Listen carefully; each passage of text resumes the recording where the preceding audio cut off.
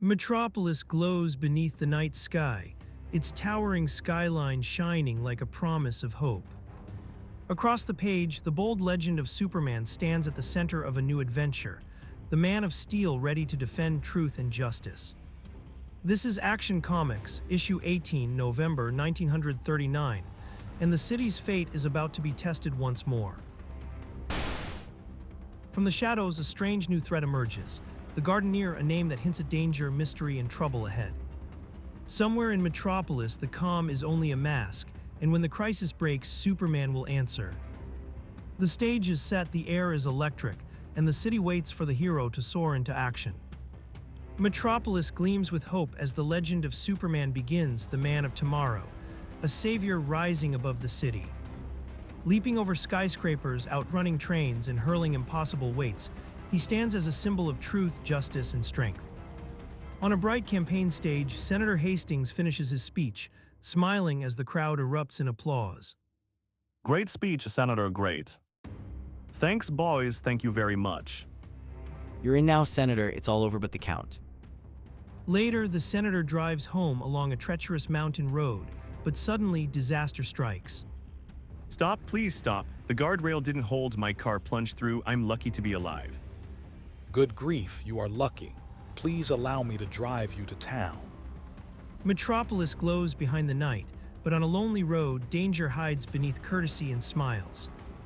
I'll never be able to thank you enough for your kindness. Only too glad to be of service. Unnoticed by the senator, the girl slips a small vial from her bag and crushes it beneath her heel. The sleep gas does its work at once, and the senator slumps helpless in the seat. Now for the emergency brake. She shifts the unconscious man aside, moves to the driver's seat, and seizes control of the car. Moments later, the automobile cuts through the dark and speeds toward the Wayside Inn, a roadhouse with a dangerous reputation. Nice work, Trixie. Quick, get him inside before we're seen. Next morning in Metropolis, Clark Kent heads out on a police flash news tip, the city glowing with bright hope beneath a restless sky. Lois is nearby, and the day already feels charged with trouble. Come on, Lois, a woman would be suicide. Get the female slant. Good, I'll get my hat and bag. At the destination, a frightened woman is being comforted, the tension in the air sharp as glass. The moment she sees the reporters, her courage shatters. Please don't put anything about this in the papers. I must have been mad. If this got out, my husband would be ruined. Hidden from view, gossip columnist Gene Powers scribbles greedily in his notebook, already smelling scandal. He turns a private crisis into tomorrow's headline. The next morning, back at the Daily Star, Clark stares at the early edition with growing anger. Across the room, everyone can see the damage is already done. Say, that's the story of that woman, the one we saw yesterday. Really, Powers, that wasn't sporting at all. Leave it to Gene Powers and his dirty rag to do a trick like this, just to kick up a little excitement for his column fans. He's utterly ruined that home. It wasn't a... One sharp retort hangs in the air as the truth begins to turn dangerous. And somewhere beyond the page, Superman's judgment is already closing in.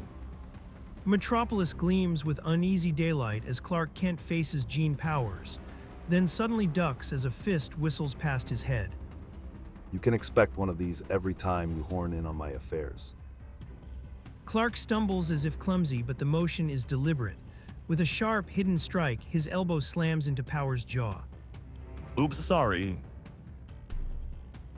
The workers who witness the lightning-fast blow stare in disbelief as Powers drops cold to the floor. Man, he's out colder than a cucumber. It had to be an accident.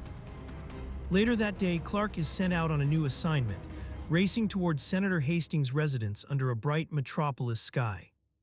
If you can take off time from your fistfights, how about running out to Senator Hastings' residence and interviewing him? Yes, sir, right away. At the senator's home, Clark steps inside, and the tense silence breaks when Hastings reacts to the mention of the Daily Star.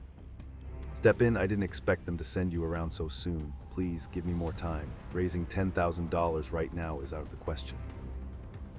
I'm a reporter from the Daily Star. The name alone dries up the conversation, and Clark leaves with a growing sense that something far more sinister is hiding behind polite words. He got rid of me as fast as he could after I mentioned the Star.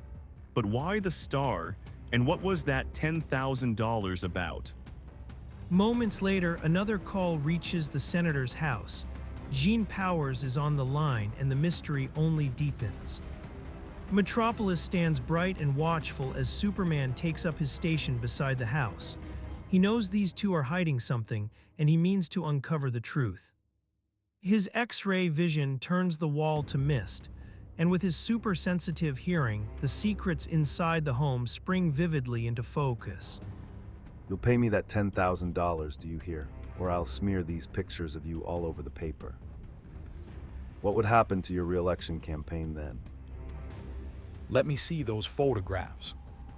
What I am interested in is that 10,000. Give it to me, or you'll regret it to your dying day. I'll think it over.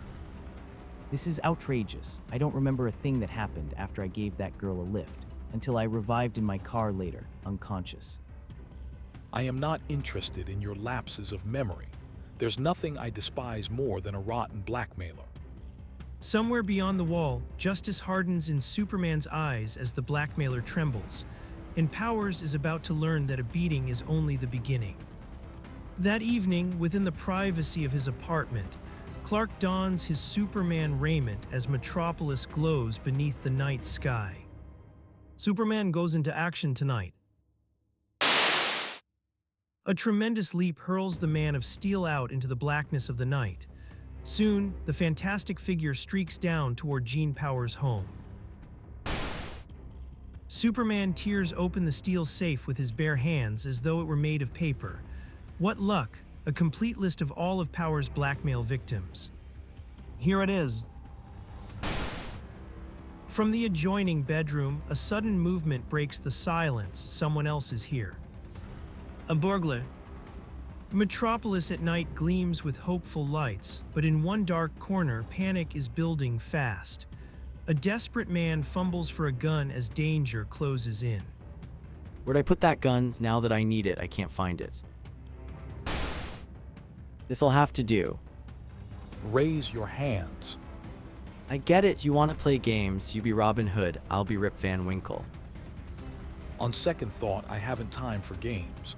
Put that away, keep back, I'm warning you, I mean business.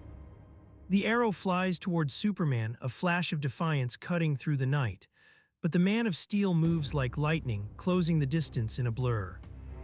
Not such a bad shot. In a single streak of motion, Superman wrenches the bow from Powers' grip and points him toward the glowing sign ahead. Metropolis shines on, and the next move could be the one that changes everything. Metropolis glows below in the night, but a terrible tension hangs in the air. Superman is about to make his move.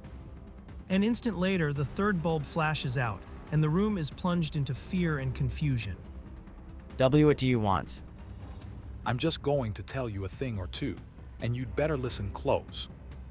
I don't like you, and I don't like your blackmailing activities. So clear out of this town, while there's anything left to you. Without another word, Superman leaps off into the night, a blazing blur above the sleeping city. Listen, Hamilton, I've just had a terrible experience. Someone's wise to us. Get down here at once. I've got plenty to say to you.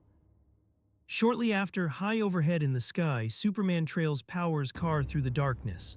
Metropolis waits, breath held, as the next confrontation draws near.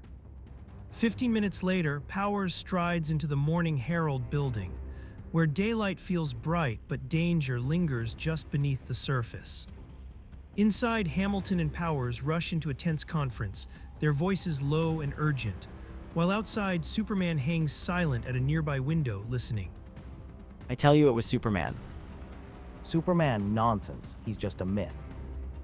Hamilton isn't denying it out of innocence. He's in on the blackmail, and Superman hears every word. Forget about this Superman guy. Run out to the inn where you framed the senator. The girl and the photographer say either they get more cash or they squeal. I'll attend to them. Superman rockets along the highway, eyes fixed on the fleeing car as it speeds toward the Wayside Inn. So this is the place where Hastings was framed, and Superman knows this road is leading straight to a showdown. Back in Hamilton's office, the pressure only tightens as he stares down his victim and reaches for a new front-page threat. Well, have you decided to pay? I can't and won't raise the amount you ask. It's out of the question. Hamilton's eyes harden with cold resolve as he orders the story pushed into the paper, proof that the next strike is already in motion. I'll show him my threats aren't idle. Boy, take this down to the setup room and have them play it up big on the front page. Within the Wayside Inn, the air is thick with anger and greed as a business deal turns violent in the heart of Metropolis. What's this I hear about you two? We want more dough. We do all the work and you try to hog the cash. You can't get away with it, Powers. Listen, you chiseling small-timers, I could have you run out of town so fast. Why use don't Benny don't. Lower that gun, Will, you're next. No, Gene. Then, like a bolt of hope through the tension, Superman bursts into the room, a shining guardian in a place of shadows. He leaps forward to wrench the gun away, but the weapon roars in the chaos. The bullet strikes Superman's super tough skin and ricochets harmlessly away, stunning the would-be shooter. Surprised. If ever anyone had this coming, it's you. Metropolis hums with bright, restless energy as danger slithers through the streets. Above the newspaper district, a shadowed threat bears down on the Morning Herald. When they come to, tell them to clear out of town pronto, or I'll come back. He strides toward the Morning Herald with cold purpose, planning to crush Hamilton's career and grind his name into dust. But in Metropolis, even the boldest schemes can be interrupted by hope. Howdy, mind if I look at that paper? Superman, but I thought you didn't exist. So you went through with it. Order the presses stopped, nothing doing. The first batch of papers is already on the streets, and thousands more thunder through the presses. The villain claws for control, but Superman only smiles. What can you do about that? Watch and see. Metropolis hums with restless energy as Superman races into the distribution room, arriving just as loaded newspaper trucks prepare to pull out. Hold it, get out of those trucks. These papers aren't leaving this plant. Go ahead, my orders are to go ahead. Ho, this is gonna be a scream. I'll drive straight at him. It'll be funny to see him jump aside. With a flash of impossible strength, Superman plants a single hand against the truck, stopping it cold as it strains and roars helplessly. Another truck swerves past him and bursts out into the street, but the Man of Steel is already in motion. Up you go. One mighty leap carries Superman alongside the truck, and in the next instant he's turning the runaway back toward the plant. Sorry to be so persistent, but I'm a stubborn cuss. Metropolis gleams in hopeful daylight, but inside the printing plant, danger crackles in the air. Superman strides into the machinery, ready to stop a disaster before it can spread. There are going to be some fireworks around here, so I'd advise you all to clear out. Now let's get going. I'm getting out while I can. Then the Man of Steel wades into the great machinery, tearing through steel monsters at terrifying speed. Great printing presses soar upward, only to come crashing down in ruin. Stop it, do you hear me? Stop it. You're ruining everything. Okay, I'll stop now. You'll find. The plant lies in total wreckage, and Superman turns his relentless gaze on Hamilton. With a steel grip, he forces the truth out of him, and the senator's secret is finished. So long, Hamilton. If you're smart, you won't be in this city tomorrow. I'll get out at once. A week later, Metropolis has moved on beneath bright skies and flying headlines. The danger is past, but Superman's watchful shadow still lingers over the city, where truth and justice always leave their mark.